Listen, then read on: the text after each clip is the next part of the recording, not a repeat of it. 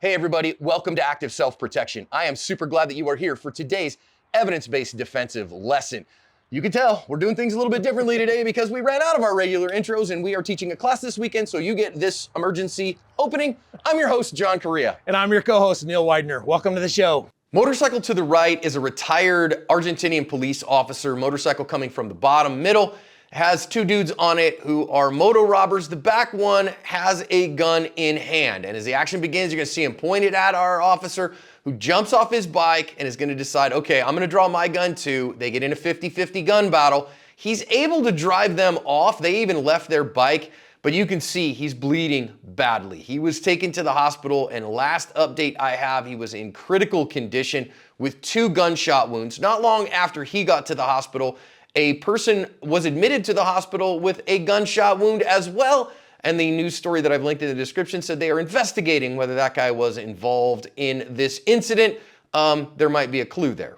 Today's sponsor is Bond, a personal security platform and a very useful tool between everything is fine and calling 911.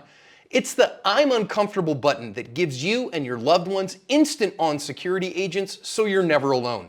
Bond agents engage and deter perps who want no witnesses. They have a 100% track record deterring crimes of opportunity because it's like installing a can of OC spray on your phone.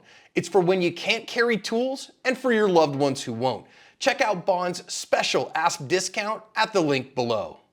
First lesson here, of course, Neil, is we are in a transitional space, right? That hey, when you've got this gate on your home, and I see a lot of places do that, that could be your garage door or something like that. Still, man, this is a place where bad guys can attack with an element of surprise. You, your motorcycle, your stuff is the valuables, and then they can get away quickly. So until you're on the other side of that gate and the gate is closed, you have to be paying attention in the transitional space. And also, Neil, we have a bystander in this one. That's kind of interesting. Yeah, I was really interested in watching the bystander's reaction to all of this because I think that's a woman, so I'm going to call her she. If it's not, I apologize. You know, she's got her head up crossing the street. Now, her phone is in her hand, and typically what we see is people with their nose right in their phone, and they don't see that, or see what's going on in front of her. She's aware, and that's actually a great move. And as we see her exit that, we'll talk about it a little bit more, but I think she does some right things there, and just being aware is the big part of it. Yeah, you can say, this is not my circus, those are not my monkeys. Now, you notice here, both our bystander and our victim, our defender, notice what our bad guys are doing, right? So in some places, and Argentina is one of them, 2 dudes on a moto is a prelude to an armed robbery, okay? So as soon as they see 2 dudes on a moto, they're like, oh, we're getting robbed right now. In other places, it wouldn't be. So know your pre-attack indicators. And of course, he's got a gun up and on. So as the defender here, you have one decision, and as the bystander, you got another one. Yeah, they both have to react very quickly. They've got to accept what they're dealing with, what's going on, and make a decision very quickly. I think they both do it pretty well. I think our victim on the motorcycle, does it as well as he possibly could at this part. You know, he steps off the bike and lays it down, but he has already accepted the position that he's in. He's already doing the math of what can I do to defend myself right now. And then our bystander is doing some math of her own, and she's noping out of there pretty quickly. And as you see her move, you'll see her go off the screen. It looks to me like she's picking up her phone to dial for emergency services. I don't know what 911 is in Argentina, but I'm hoping that that's what she's doing right now. I really like what you just said a little bit ago, Neil, about radically accepting reality right now and doing the right thing right now. And good decision making is that critical incident, that critical kind of idea of survival. I also love that our defender here drops the bike. He doesn't put the kickstand down. I'm not worried in this moment about defending or protecting my property. I'm worried about my life with a dude who has a gun in his hand. So that means getting off the bike to see, does he want the bike or does he want me? That's a pretty big distinction. It really is, and you've got to consider that this is a retired chief police. So there is some potential that somebody is out to get this guy, that they need to even a score or whatever that they feel like. So, he is trying to set some bait there to see what's going to happen so that he can do some math. Now, I think there is some opportunity that's coming up here later, but I really like what he's done there. What's scary in this scenario, you can see that our bad guy has both hands on the gun, and our good guy has dropped his bag. He's backing away, and he's bladed so that he can make his own draw. But I'm a little concerned about this draw with somebody that's got two hands on a gun pointed right at you and their eyes on you. Potentially we could have waited a little bit longer, but I wasn't in this position. So I got to give him kudos to this, because he's got a great draw to first shot, I think. Yeah, I mean, he's got a 1.25 draw to first shot. That's what we're going to see timing-wise. But he does draw from the drop here. And remember, the guy's got his eyes on you and the gun on you. And in this case, two hands on the gun. This is as bad as it gets. He's not taking the bait. He's not taking the bait of the motorcycle, the backpack, okay? So clearly he's worried about you, about what you will do. I don't know if they knew him personally or whatever the case may be, but you got to pick the right time to launch a counter ambush. And when dude has eyes on you, now you might look in his eyes and go, he's going to kill me no matter what. And if you made that decision, he's going to kill me no matter what, well then go and hope for the best. But otherwise, I really think you want to say, wait a minute, if I can back away from this guy several steps, I'd rather do that. Now, I do like that he bladed his body away to try to kind of disguise his draw, and he's carrying strong side. That's fine.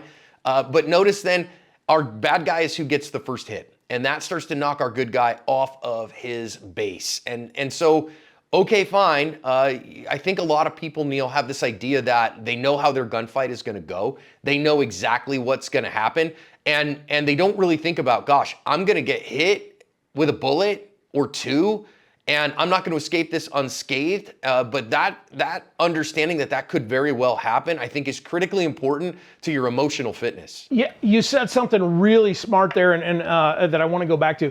Everybody, for the most part, self-defenders have this idea of where their self-defense scenario is going to happen, what parking lot even, or how it's going to go. And in their mind, they aren't taking shots. In their mind, they're not going to get hit. And it's, I'm going to get the gun out and go to work. And I think you have to take that mental rep that says, what if I do get hit? What's that going to feel like? And I think, John, that goes back to what we talk about all the time. Go to the mats and spend a little bit of time. Get punched in the face once. Get a feel for what it's like so that you can stay in the fight to defend yourself. Because, if he just laid down and didn't send shots downrange towards the bad guys, there's nothing saying that guy doesn't walk right up to him, murder him, and then take all his stuff anyway. Yeah, 100%. And listen, some good force-on-force training will do that too. I love that our defender here stays in the fight. You notice here, he's hit twice. He is critically injured. And yet, nope, I am still in the fight. You notice he's in an odd shooting position, propping himself up with his support hand, getting shots with a dominant hand only at about 10 yards. And that's pretty impressive.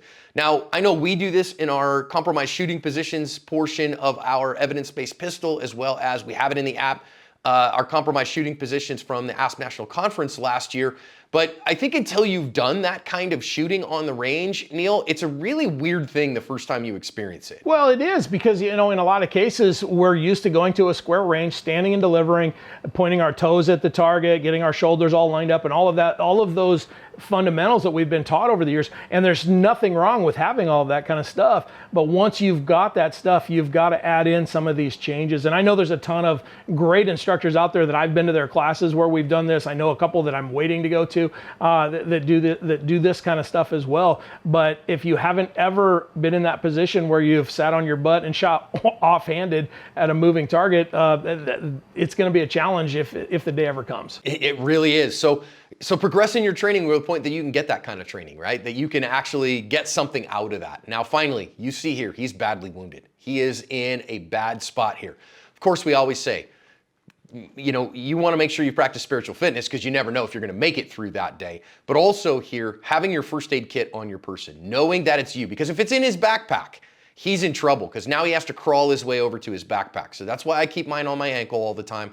Knowing how to use it, having the training to use it and the equipment to use it, to keep as much blood inbound, inboard as possible, so that you can get to the, to the hospital with as much blood volume as possible. Critically important. So get some training, buy some good equipment. And Neil, I know we talk about our med kits from time to time, but there's a good reason we do. There really is, and I've talked to a few people that have bought those med kits that have actually had to use them to save lives, and so I strongly recommend you have them with you. Having them on you is even better. But the last piece of this, you have to know how to use that equipment too, and so many people just don't take a medical class. So if you get an opportunity, get into a medical class, get it at the very least to stop the bleed, because if you can see this, that's bright red blood, that's a bad sign. So what are you going to do to stop that, especially if it's yourself? The challenge and the little quip that everybody always says, you have the rest of your life to stop the bleeding, and this guy doesn't have that much time. Now it sounds like he's at least